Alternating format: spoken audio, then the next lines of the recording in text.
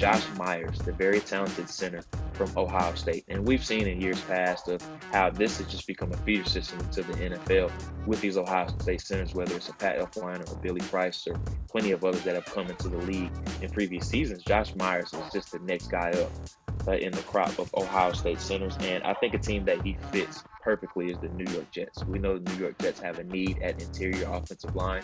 They have Mekhi Becton at left tackle, who seems to be a stalwart of plenty of years to come, but they still need somebody to keep that quarterback or wherever it is, whether it's going to be a Trevor Lawrence if they end up with the number 1 overall pick, or if they somehow retain Sam Darnold and exercise his 5th-year option. They need somebody at that center spot that can keep him upright. So I like Josh Myers' fit on the New York Jets. The Minnesota Vikings is another team that I think he fits on really well. And he hasn't played guard to date, but I think with these interior offensive linemen, NFL teams really like to shuffle them all over the place. And they already have a long-term solution at center with Garrett Bradbury.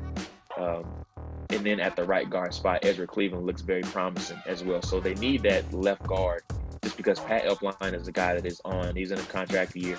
Dakota Dozier, has looked promising at that left guard spot, but I think they can get a more talented player at that left guard position, and Josh Myers fits really well to complete the trio on the inside. And then the last team is the Miami Dolphins. Ted Karras is on a 1-year deal, so they're going to be experimenting with some centers in this draft, whether it's a Creed Humphrey from Oklahoma or even a Josh Myers from Ohio State. I think Myers fits in really well with this team on the middle.